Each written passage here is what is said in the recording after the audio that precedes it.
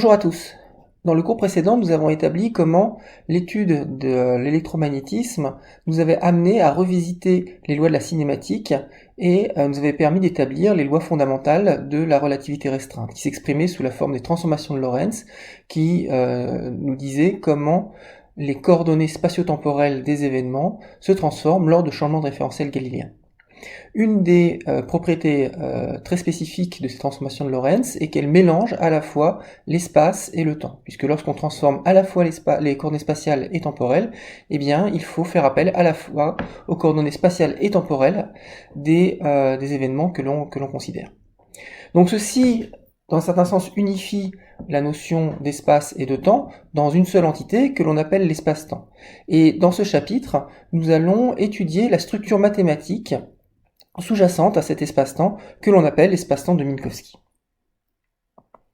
Alors, si on reprend très brièvement ce que nous avions vu la dernière fois, nous avons vu qu'un événement dans l'espace-temps était repéré par 4 coordonnées, donc 3 coordonnées spatiales, une coordonnée temporelle, donc on va représenter par un quadrivecteur, ce qu'on appelle un quadrivecteur, c'est-à-dire un vecteur à 4 composantes, que l'on va noter x avec une barre en bas. On va noter en premier les coordonnées temporelles, donc on avait vu que l'on pouvait dimensionner le temps, ou ramener la dimension du temps à l'espace, celle de l'espace, grâce à la vitesse de la lumière, ct, et ici les coordonnées spatiales. Alors, on va utiliser ces notations-là qui seront justifiées plus précisément dans le prochain chapitre, lorsque l'on établira la formulation temporelle, mais ce que l'on va noter, la coordonnée 0, ce sera la coordonnée temporelle, et les coordonnées x1, x2, x3, ce sont les coordonnées spatiales.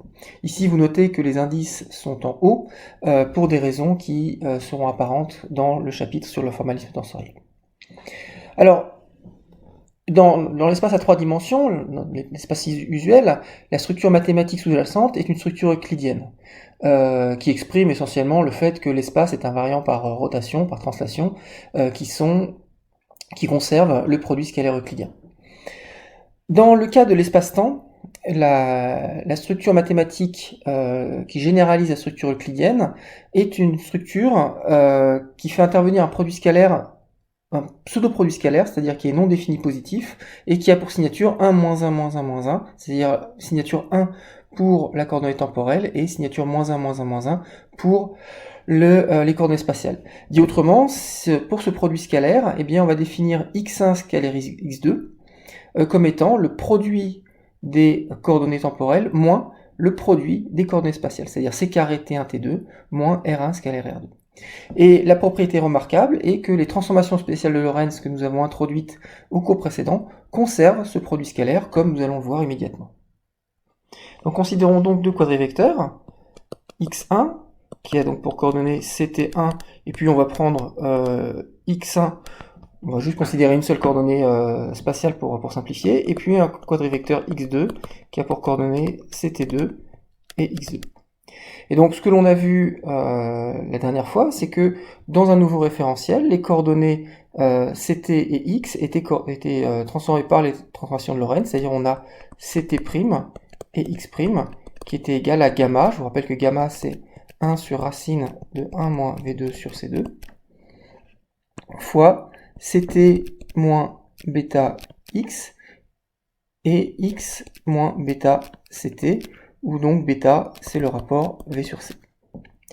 Donc maintenant, si je calcule le pseudo-produit scalaire x'1, x'2, donc pour les nouvelles coordonnées, ça va être égal à C t'1, t'2 moins x'1, x'2.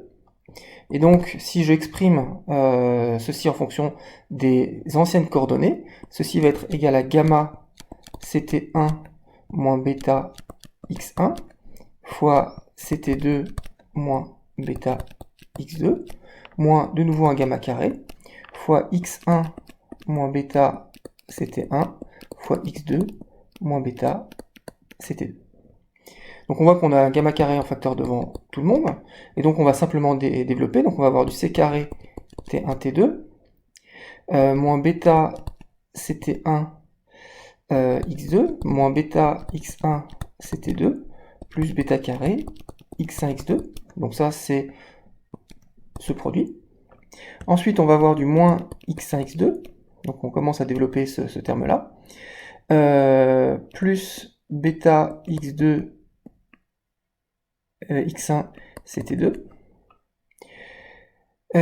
plus bêta ct1 x2 et moins bêta carré ct1 ct2. Alors ce qu'on constate, c'est qu'il y a pas mal de termes qui vont disparaître automatiquement. Donc par exemple le moins bêta ct1 x2 et le plus bêta ct1 x2 ici. Et puis le moins bêta x1 ct2 et le plus bêta x1 ct2. Et donc ce qui va nous donner en définitive x1 carré fois t1 t2 c carré, facteur de 1 moins bêta 2, donc ça correspond à ce terme-ci et ce terme-là, moins x1 x2, facteur de, donc il y a 1 moins bêta 2. Et ce que l'on sait, c'est que d'après ceci, gamma carré est égal à 1 sur 1 moins bêta 2. Et donc je vois que gamma carré va simplifier avec 1 moins bêta 2 ici et 1 moins bêta 2 là, et je trouve que ceci est égal à c carré t1 t2 moins x1 x2, et donc est égal à x1 scalaire x2. Donc on voit que les transformations de Lorentz, lorsqu'on les fait agir sur ces quadrivecteurs, vont conserver ce pseudo-produit scalaire que l'on vient d'introduire. Alors on appelle groupe de Lorentz le groupe de transformation qui laisse stable justement ce produit scalaire. Et on va le noter O3,1 de R, le 3 et le 1 se référant ici aux signatures du produit scalaire. Donc ce groupe de Lorentz, il est engendré évidemment par les transformations spéciales de Lorentz dans les trois directions de l'espace, x, y et z, auxquelles on va ajouter les transformations de l'espace habituel, c'est-à-dire les rotations, et enfin, puisque toutes ces transformations sont déterminant 1, il faut aussi permettre des symétries miroirs, et donc on ajoute à ceci les symétries miroirs de l'espace et du temps, donc qui renversent à la fois les coordonnées d'espace et les coordonnées de temps. Et donc si on prend cet ensemble de transformations et qu'on les combine, eh bien on génère justement cet espace, ce groupe O3,1 qui va décrire finalement les symétries de l'espace-temps, à la fois les symétries spatiales via les rotations, mais aussi les symétries dynamiques via les transformations de changement référentiel galiléen décrites par les transformations de Lorentz et leur généralisation.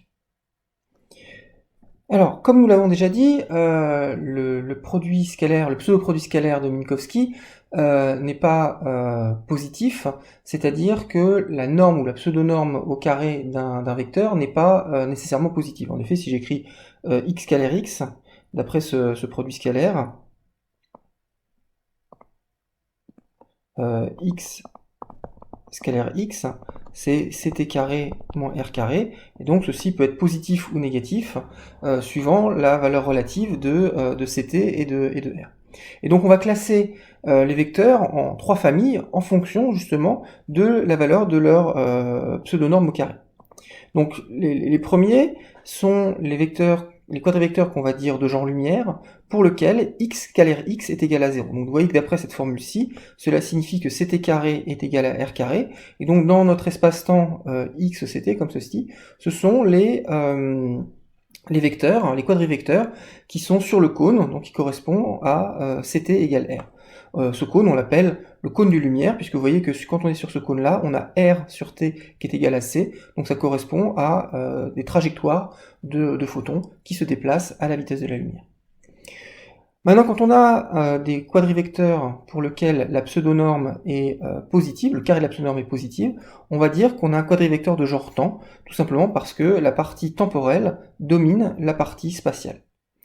Au contraire, quand on a un quadrivecteur dont le carré de la norme, la pseudonorme, est négatif, alors à ce moment-là, on va avoir un quadrivecteur de genre espace, puisque là, c'est la partie spatiale qui va dominer la partie temporelle.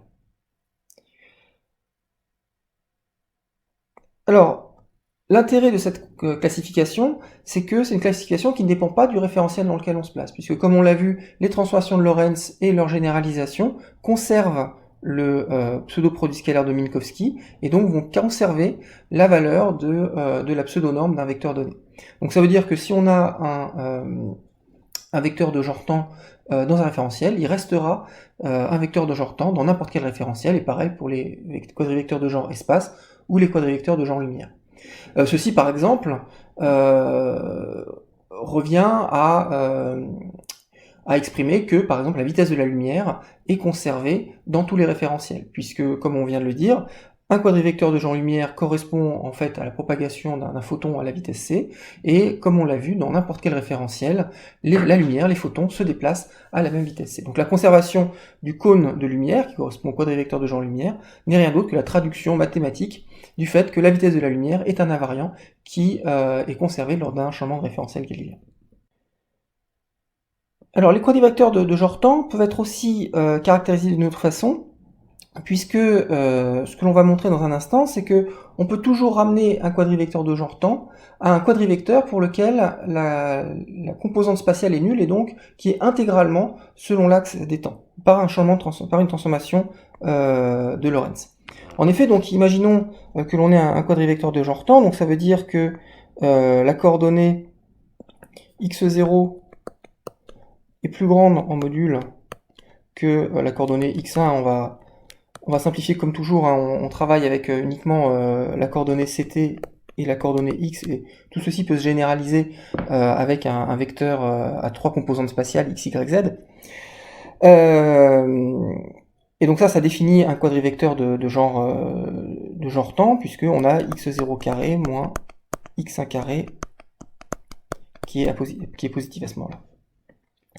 Donc ce qu'on sait, c'est que par changement de référentiel, eh bien, on va avoir x'1 qui va être égal à gamma x1 moins bêta x0. Donc ça, je vous rappelle, hein, ça c'est x' en fait, ça c'est x, et ça c'est ct.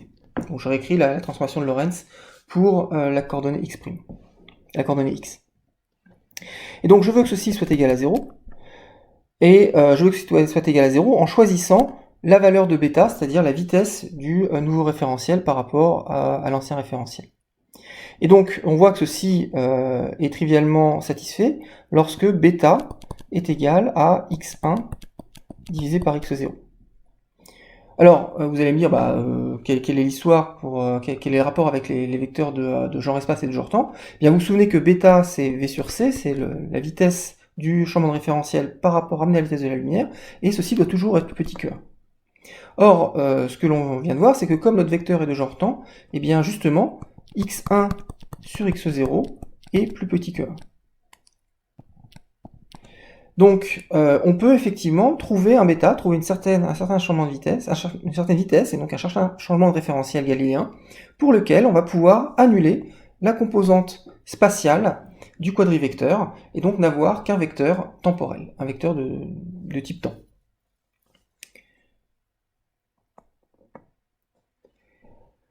Et pour un quadrivecteur de genre espace, eh bien, on va pouvoir faire exactement la même chose, mais avec la composante temporelle, c'est-à-dire qu'un quadrivecteur de genre espace est un quadrivecteur que l'on peut ramener à un vecteur dont les composantes sont purement spatiales par un changement de référentiel galiléen. Donc là aussi, c'est exactement le même principe. Maintenant, on va voir que c'est x1 qui est plus grand que x0. Donc on va regarder la transformation de la composante 0, donc la composante temporelle du quadrivecteur. Donc ça va être gamma x0, x1 pardon, x0 moins bêta x1, donc ça c'est ct et ça c'est x. Et donc je veux annuler cette composante temporelle. Et donc pour ceci, il faut que j'ai que bêta, donc la vitesse du nouveau référentiel en unité de c, soit égale à x0 sur x1. Or, comme on vient de le voir, hein, comme on a un vecteur de genre espace, eh bien on a bien que le module de bêta est inférieur à 1, et donc cette transformation est tout à fait légitime. Alors, donc maintenant qu'on a cette classification, imaginons qu'on ait donc une particule qui se déplace. Cette particule évidemment se déplace à la fois dans l'espace et dans le temps, puisque le temps défile, et donc on va décrire l'évolution d'une particule par ce qu'on appelle une ligne d'univers, qui donc est une ligne dans l'espace-temps. Donc ici on a toujours dans l'axe des x, l'axe des abscisses la position spatiale, dans l'axe des ordonnées le temps, et donc une particule va avoir une trajectoire qui est décrite par x de t, donc un quadrivecteur qui va dépendre du temps, ici. Alors, si on suppose que la vitesse du corps mobile par rapport à l'observateur, par rapport au référentiel dans lequel on travaille, est plus petite que c, et on a vu que c'était une des contraintes imposées par la théorie de la relativité, à ce moment-là, l'élément différentiel dx de t va être un vecteur de genre temps. En effet, si je regarde dx, donc dx au carré, c'est c2 dt2 moins dr au carré, donc la variation de position spatiale, et donc c'est aussi c2 dt2 fois 1 moins dr2 sur c2 dt2. Et donc c'est c2 dt2 fois 1 moins v2 sur c2, où ici v2 c'est la vitesse de la particule, c'est-à-dire c'est dr sur dt, le dr sur dt habituel. Et donc, comme on l'a dit, hein, si la vitesse est plus petite que c, eh bien ce terme-là est toujours positif, et donc ça veut dire que le dx carré va être lui aussi toujours positif. Donc l'élément différentiel de déplacement dans l'espace-temps est toujours un vecteur de genre temps. Donc ça veut dire que dx scalaire dx est toujours positif. Donc ça veut dire qu'on peut définir une quantité qui va être la racine de dx carré, ici, alors qu'on va diviser par c pour avoir un temps. Et cette chose-là, c'est ce qu'on appelle le temps propre. Alors pourquoi c'est le temps propre? Le temps propre, on l'a déjà défini la dernière fois, c'est le temps dans le référentiel de la particule que l'on est en train de suivre, ou du référentiel qu'on est en train de suivre. Et pourquoi est-ce que dx carré sur c, c'est effectivement le temps propre? Eh bien, il faut se souvenir que dx carré est un invariant relativiste, c'est le même quel que soit le référentiel. Or, comme on l'a déjà dit, hein, dx carré, c'est c2 dt2 moins dr carré. Or, si je me mets dans le référentiel de la particule, eh bien par définition dans le référentiel de la particule, celle-ci ne bouge pas, donc dr carré est égal à 0, et donc dx carré est égal à simplement c2 dt2. Et donc, ce que l'on voit, c'est que cet objet-là, racine de dx carré, c'est l'élément différentiel dt évalué dans le référentiel de la particule elle-même, donc c'est-à-dire son temps propre. Donc, on va pouvoir, on définit une espèce d'abscisse curviligne de cette façon-là. Donc, c'est pas une abscisse curviligne au sens euclidien habituel, c'est une abscisse curviligne qui utilise la métrique de Minkowski pour paramétrer notre ligne d'univers, exactement comme vous le faites en géométrie, où vous pouvez décrire une trajectoire soit par les positions en fonction du temps, ou les positions en fonction de l'abscisse curviligne. Donc ici, c'est une abscisse curviligne construite à partir d'un pseudo-produit scalaire, mais ça ne change rien conceptuellement à ce que l'on est en train de faire. Alors ce qu'on va appeler la quadrivitesse, c'est le vecteur tangent à la ligne x en fonction de taux. Donc on va définir cette trajectoire dans l'espace-temps maintenant paramétrée par le temps propre. Et ce qu'on appelle la quadrivitesse, donc c'est u avec cette barre en dessous, donc c'est un quadrivecteur, ça va être la dérivée de x par rapport au temps propre. Donc si l'on veut écrire plus précisément les coordonnées de la quadrivitesse, donc on rappelle que u c'est égal à dx sur des taux, et ce qu'on avait dit c'était que des taux au carré c'est égal à 1 sur c2 dx au carré, et donc c'est 1 sur c2 fois c2 dt2 moins d de r au carré. Et donc ça c'est ce qu'on a vu tout à l'heure, c'était égal à dt carré fois 1 moins v2 sur c2, donc je vous rappelle, hein, ici v c'est la vitesse de la particule. Donc des taux, finalement, c'est dt fois racine de 1 moins v2, v2 sur c2, donc dt sur gamma. Donc, de nouveau, hein, le gamma ici se rapporte à la vitesse de la particule et pas à un changement de référentiel. C'est vraiment la vitesse de la particule qu'on fait intervenir ici. Donc dx, c'est un quadrivecteur qui a pour coordonnées, eh bien, c'est dt pour la coordonnée temporelle et puis dr pour la coordonnée spatiale. Et donc si on calcule dx sur des taux, eh bien, ce que l'on voit, c'est qu'on va avoir un gamma fois cdt divisé par dt et dr divisé par dt. Et donc ça, c'est simplement gamma fois c et là, de nouveau la vitesse de la particule. Donc cette quadrivitesse a pour coordonnées temporelles gamma fois c, et pour coordonnées spatiales, gamma fois la vitesse de la particule, c'est-à-dire vitesse définie de façon usuelle comme étant la dérivée par rapport au temps, c'est-à-dire le temps qui s'écoule dans le référentiel où on étudie la particule. Voilà. Donc ce qui est important ici, c'est que vous voyez, x c'est un quadrivecteur, ça désigne les coordonnées de la particule dans l'espace-temps, et donc par un changement référentiel, cette coordonnée x va se transformer à l'aide des transformations de Lorentz que l'on a vu précédemment. Le dτ ici, c'est un invariant relativiste, il est le même dans n'importe quel référentiel, c'est-à-dire que quand je vais faire une transformation de Lorentz, eh bien le taux, le temps propre va être inchangé. Ce qui, d'un certain sens, n'est pas étonnant, puisque le temps propre, c'est le temps propre, c'est le temps qui est attaché à la particule elle-même. Donc ça ne dépend pas du référentiel dans lequel on est en train de se placer. En tous les cas, cela signifie que si je fais un changement de référentiel, eh bien ce dx sur dτ va se transformer exactement comme, par linéarité, comme le vecteur position, et donc va se transformer à l'aide des transformations de Lorentz. Donc si l'on s'intéresse à une quadrivitesse de coordonnées U0, U1, U2, U3 dans un référentiel, dans un autre référentiel, les coordonnées de cette quadrivitesse U'0, U'1, U'2 et U'3 vont être reliées aux anciennes par des transformations de Lorentz, c'est-à-dire que U'0 égale gamma U0 moins bêta U1, U'1 égale gamma U1 moins bêta U0, U'2 égale U2 et U'3 égale U3. Notons qu'ici, gamma et bêta ne se réfèrent pas à la vitesse de la particule, mais bien à la vitesse relative des deux référentiels. À présent, si on s'intéresse à la vitesse réelle d'une particule, à la vitesse habituelle, eh bien, ce que nous avons vu à l'instant, c'est que la coordonnée UI égale x, y, z de la quadrivitesse était donnée par gamma VI, où VI est la vitesse habituelle. Et bien sûr, U0 est égal à gamma fois C. Donc si on fait le rapport de ces deux relations, on va avoir que VI sur C est égal à UI sur U0. Ça, c'est vrai dans le référentiel de départ, mais c'est vrai aussi dans n'importe quel référentiel. Donc on va voir que V'I, la vitesse dans le référentiel divisé par C, va être égal à U'I divisé par U'0. Donc si on applique les coordonnées, les transformations de Lorentz à la coordonnée x de la vitesse, on voit que V'x sur C va être égal à U'1 divisé par U'0, et donc ceci est égal à gamma U1 moins bêta U0 sur gamma U0 moins bêta U1. Donc si on simplifie par U0, on va avoir U1 sur U0 moins bêta divisé par 1 moins bêta U1 divisé par U0.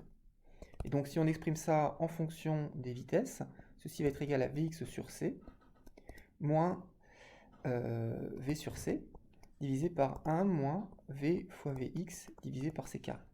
Et donc si on simplifie par C à gauche et à droite, on obtient cette relation qui est que V'x est égal à Vx moins V divisé par 1 moins V fois Vx divisé par C carré.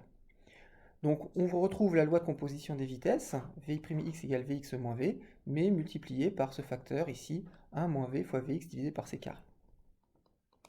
Alors on peut généraliser ça aux autres coordonnées de l'espace, et ce que l'on voit, c'est que contrairement à la transformation de Galilée habituelle, eh bien, la vitesse selon y et selon z est affectée par la relativité, puisqu'on obtient ce facteur ici qui modifie les vitesses à la fois en x, mais aussi en y et en z. Alors, une application de ceci, c'est l'effet phare. Cet effet phare, c'est une modification du diagramme de rayonnement d'un objet qui émet de la lumière. Donc on va considérer une source lumineuse, comme ceci, qui va émettre, on va dire, de façon isotrope, ou en première approximation isotrope, de la lumière. Et on va voir que ce diagramme de rayonnement va être modifié lorsque cette source va être en mouvement. C'est-à-dire lorsqu'on va regarder en fait cette source depuis un référentiel en mouvement. Donc en effet, comme là on considère que la source émet des photons, donc ce sont des particules qui se déplacent à la vitesse c, et si je regarde donc ceci comme étant la composante x, je vois que la vitesse Vx de ma particule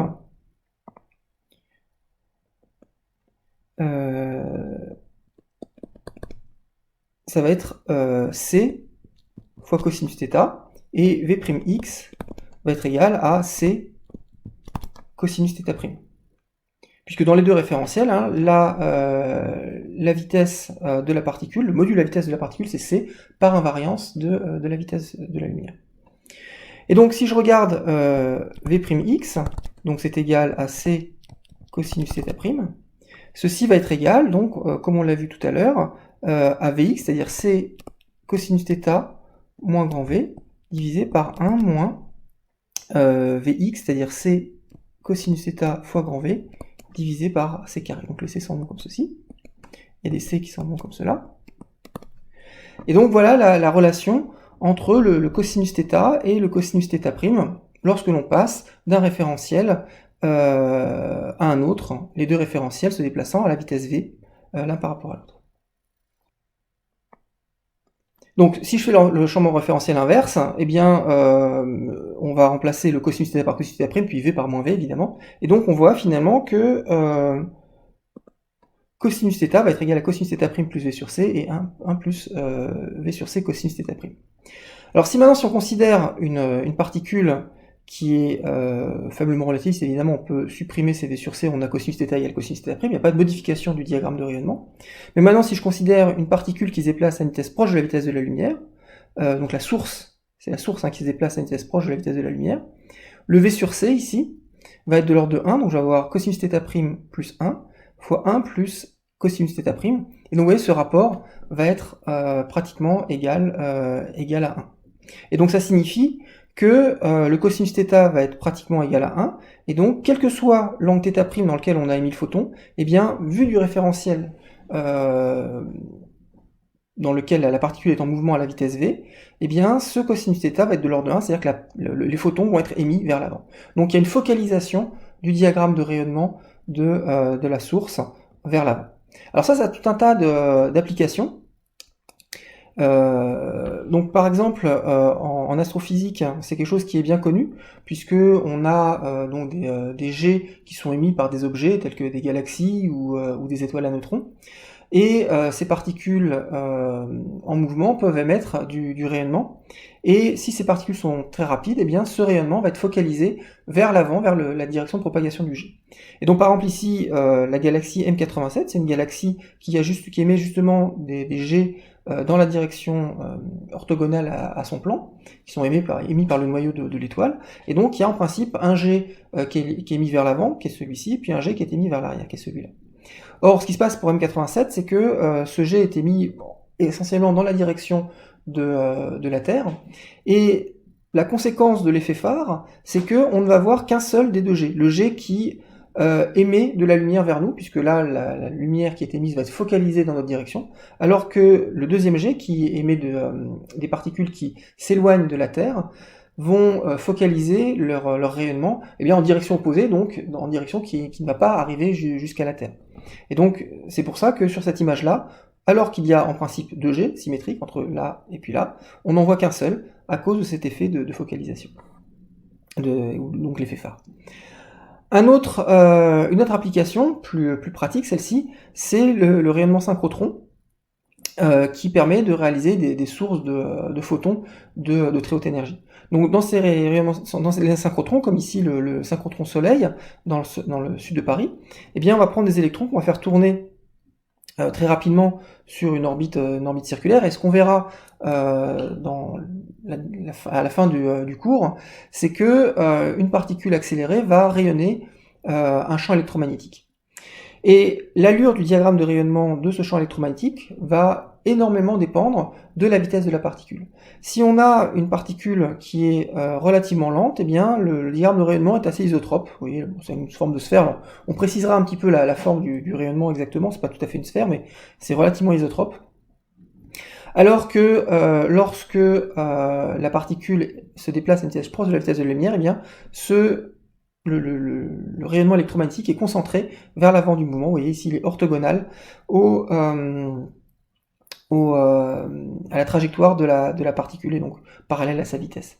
Et ça c'est très utile puisque ça permet de faire des lignes dans lesquelles on va collecter les rayons X émis par les particules pour ensuite les utiliser pour des expériences de spectroscopie pour étudier la matière. Vous voyez, si on était dans ce régime-là, eh bien la lumière serait émise dans toutes les directions et l'essentiel de la lumière serait essentiellement perdu puisque elle n'irait pas dans le détecteur. Ici, il suffit de mettre le détecteur ici ou l'expérience que l'on veut réaliser ici, et on peut disposer de toute la lumière émise par le rayonnement synchrotron.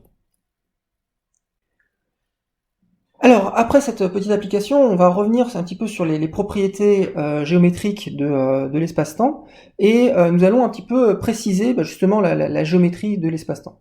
Alors, comme on a un produit scalaire qui n'est pas euclidien, qui n'est pas positif, eh bien, par exemple, on n'a pas d'inégalité triangulaire. Et en réalité, ce que l'on va voir, c'est que lorsqu'on a des quadrivecteurs de genre temps, qui sont dans le demi-cône de lumière supérieure, c'est-à-dire pour lequel la composante temporelle est positive, on a même une égalité triangulaire qui est inversée, puisque le module de U plus V est supérieur à la somme des deux quasi-normes. Alors pour montrer ça, on va le faire en deux étapes. La première étape, c'est de montrer que ce demi-cône des quadrivecteurs de genre temps et de composantes temporelles positives est stable par addition. C'est-à-dire que si je prends U et V de genre temps, avec U0 et V0 positif, eh bien U plus V est aussi de genre temps et U0 plus V0 est aussi positif. Alors, bon, ça c'est trivial, hein, puisque si U0 et V0 sont positifs, leur somme va être aussi positive. Et maintenant, il faut montrer que la somme est effectivement de genre temps. Alors, comme les deux vecteurs sont de genre temps, alors je vais noter U comme ça sous la forme U0 et puis un vecteur petit u à 3 dimensions, et puis pareil V, ça va être V0 et un vecteur petit v à 3 dimensions. Puisque on a deux vecteurs qui sont de genre temps, et bien je vais avoir que U0 en module, alors en fait il n'y a pas besoin du module puisqu'il est positif, est plus grand que petit u en module, et V0 est plus grand que petit v en module. Ça c'est le fait que U et V sont de genre temps. Donc je vais calculer U plus V au carré, donc c'est U2 plus V2 plus 2 U fois V, donc là le produit est toujours bilinéaire, donc il n'y a pas de difficulté là-dessus. Ça c'est positif, ça c'est positif. Et U scalaire V, c'est U0 V0 moins U scalaire V, petit u scalaire petit v. Alors maintenant ce que j'ai, c'est que U scalaire petit v en module d'après l'égalité de Schwarz, ça c'est des produits scalaires complètement euclidiens, c'est la partie euclidienne, c'est la partie spatiale euclidienne du produit scalaire, donc c'est plus petit que U fois V. Et U fois V en module, eh bien on a vu que c'était plus petit que U0 fois V0, d'après l'inégalité qui est ici. Et donc on voit que ce produit scalaire-là, ce produit scalaire entre U et V, en fait est lui aussi positif. Et donc on a trois termes qui sont positifs, et donc au final, notre somme des deux quadrivecteurs est effectivement toujours un quadrivecteur de genre temps, donc dont les coordonnées temporelles sont toutes positives. Alors, ce qui est intéressant, c'est que dans cette inégalité qu'on veut montrer, ce que l'on sait, c'est que la quasi-norme est un invariant de Lorentz. Donc ça veut dire qu'il suffit de démontrer notre inégalité dans un référentiel donné, et comme je sais que les quadrinormes de UV et de U plus V vont être inchangés par changement de référentiel galiléen, eh bien je sais que l'inégalité sera valable dans n'importe quel référentiel. Donc ce que je vais faire, c'est que, sachant que U0, enfin U plus V est un quadrivecteur de genre temps, je vais me placer dans un référentiel où U et V est uniquement temporel, c'est-à-dire U et V a pour coordonnées eh bien, U0 plus V0 et 0. Donc dans le référentiel où je travaille, voilà les coordonnées de U plus V. Je m'arrange pour tuer les coordonnées spatiales de U plus V. Alors évidemment, hein, là j'ai pas tu aies les coordonnées spatiales de U et V, c'est-à-dire que indépendamment, U c'est toujours U0 et petit u, et puis V c'est toujours V0 et petit v. Simplement, je me suis arrangé. Finalement, ce que je viens de faire veut dire que je peux toujours trouver un référentiel dans lequel U plus V est égal à U petit u plus petit v est égal à 0. Parce que le quadrivecteur U plus V, qui est là, est un quadrivecteur de genre temps.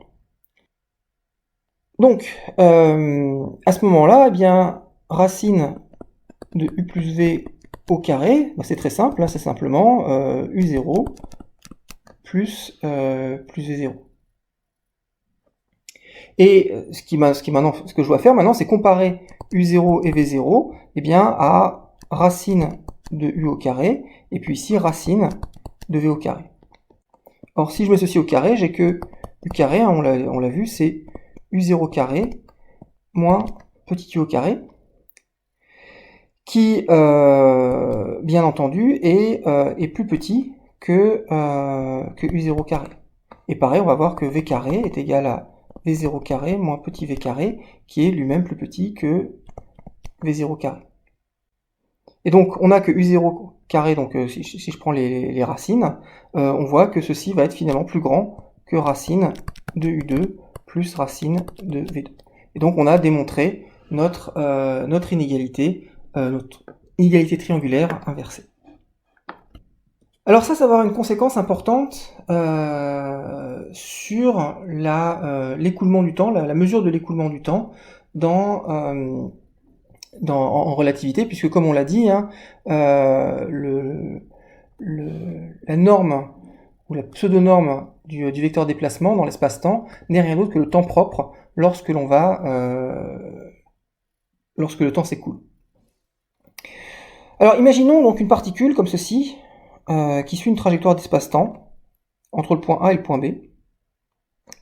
Ce qu'on va faire, c'est qu'on va décomposer cette trajectoire d'espace-temps en petits vecteurs indépendants, en petits vecteurs déplacement, comme ceci. J'appelle ce vecteur ici dx, dxi. Et si on calcule la somme sur i des dxi, eh bien ceci ne va être rien d'autre que le vecteur quadrivecteur qui va de A à B. Donc ça va être le quadrivecteur que je vais appeler AB comme ceci, qui est le quadrivecteur donc qui relie A au point B. Donc si j'utilise mon inégalité triangulaire pour cette somme, je vais avoir que la racine carrée de la somme sur i des dxi au carré va être plus grand que la somme sur i des racines de dxi au carré. La somme sur i, donc les racines de dxi au carré, c'est le d tau i, c'est l'intervalle de temps propre qui s'écoule sur ma trajectoire d'espace-temps, là, lors de ce déplacement dxi. Et donc, la somme sur i des d tau i, c'est simplement le temps propre total, la durée de temps propre totale que la particule, de la particule lorsqu'elle va du point A au point B sur cette trajectoire. Donc, cette somme-là, c'est rien d'autre que la somme des intervalles de temps propre sur toute cette trajectoire-là. Donc, c'est vraiment le temps que la particule a mis dans son référentiel pour aller de A à B en suivant cette trajectoire-ci. Ceci, c'est racine de somme sur i des dxi. On a vu que dxi c'était AB, donc c'est rien d'autre que racine de AB au carré. Donc là aussi c'est un temps propre, mais c'est le temps propre correspondant à l'écoulement du temps pour une particule qui serait allée là aussi de A à B, mais en suivant cette trajectoire rectiligne. Et donc ce que cette inégalité triangulaire nous dit, c'est que lorsque l'on va de A à B, d'un point A à un point B de l'espace-temps, la trajectoire rectiligne, qui correspond essentiellement à un mouvement rectiligne uniforme pour aller du point A au point B, est celle pour laquelle le temps propre est le plus long. Donc ce que l'on peut résumer ici, si on prend deux événements A et B séparés par un intervalle d'espace-temps de genre temps, le temps propre sur une ligne d'univers, joignant A à B, est maximum sur une ligne droite. Donc cette propriété est par exemple à l'origine du paradoxe des jumeaux. Donc imaginez qu'on ait deux jumeaux qui se quittent à un moment qu'on appelle l'événement A. Un jumeau reste sur Terre, on va supposer que la vitesse de la Terre est à peu près constante, et donc la Terre décrit une trajectoire d'espace-temps qui est une droite, dont la pente correspond simplement à la vitesse du mouvement de la Terre. Donc le jumeau qui reste sur Terre suit à peu près cette trajectoire-là. Et le deuxième jumeau, lui, part dans l'espace sur une fusée et va faire un voyage vers une étoile lointaine, à une vitesse proche de la vitesse de la lumière, et va revenir, et le point de retour du deuxième jumeau sur la Terre, c'est le point B. Donc dans l'espace-temps, le deuxième jumeau va faire une trajectoire qui peut être compliquée, mais en tous les cas on sait qu'elle part de A et qu'elle arrive à B, et qu'elle n'est pas une droite, puisque la vitesse du deuxième jumeau n'est pas constante. Eh bien, ce que nous dit l'inégalité triangulaire inversée que nous avons démontré plus juste avant, c'est que le temps propre du jumeau qui est resté sur la Terre va être plus grand que le temps propre du jumeau qui est parti dans l'espace. Et donc, ça veut dire que le jumeau qui est resté sur la Terre aura plus vieilli que le jumeau qui était parti dans l'espace, du fait de cet effet relativiste de dilatation des durées. Alors évidemment, ça n'a pas été testé sur des jumeaux, puisqu'on n'est pas capable d'accélérer des masses suffisamment importantes pour placer un être humain dans une fusée qui irait à des vitesses proches de la vitesse de la lumière. Mais on a pu réaliser cette expérience à l'aide d'horloges atomiques qu'on a placées dans des avions qui se sont déplacés par rapport à la Terre. Donc essentiellement dans cette expérience qui est l'expérience de Hafele-Keating, on avait 3 horloges atomiques, une qui reste sur Terre, et les deux autres qui sont embarquées dans des avions, et les avions vont se déplacer en sens opposé autour de la Terre. Et puis ensuite ils vont se poser, et puis on va comparer les horloges les unes par rapport aux autres. Et donc essentiellement, si on néglige le mouvement de la Terre et qu'on dit que c'est essentiellement le mouvement des avions qui compte, ce qui n'est pas complètement vrai, et qu'il faut prendre en compte si on veut avoir des résultats précis, eh bien essentiellement l'horloge qui est au sol ne bouge pas, donc son X ne change pas, et elle évolue simplement dans le temps. Donc c'est dans notre diagramme XY, c'est une droite verticale comme ceci qui se déplace à position horizontale constante, et simplement c'est le temps qui défile. Et les avions, eux, vont décrire une trajectoire qui est circulaire, donc c'est une espèce de spirale, comme ceci, qui part du point A, donc c'est le moment où ils décollent de l'aéroport, ils font un tour complet de la Terre comme ceci, et ils arrivent au point B, au même aéroport, mais après avoir fait un tour de la Terre, soit dans un sens, soit dans l'autre. Et donc, comme ceci, on peut comparer ensuite le temps indiqué par les horloges, et ce que l'on constate, c'est qu'effectivement, les horloges qui sont restées sur Terre n'indiquent pas la même heure que les horloges qui se sont déplacées par rapport au sol. Et alors en fait, donc, comme je disais, si on veut faire des mesures vraiment précises, il y a d'autres effets à prendre en compte, notamment donc le fait que l'horloge restée au sol en fait bougeait un petit peu, et puis il y a aussi des effets de relativité générale qui est que les avions qui étaient en vol, eh bien, ne sentaient pas exactement le même champ de pesanteur, et ça aussi ça crée un décalage dans l'écoulement du temps qui a été effectivement vu dans cette expérience-là. Mais en tous les cas, l'effet simplement de vitesse relative, donc ce paradoxe des jumeaux de Langevin, a effectivement été vu dans cette expérience.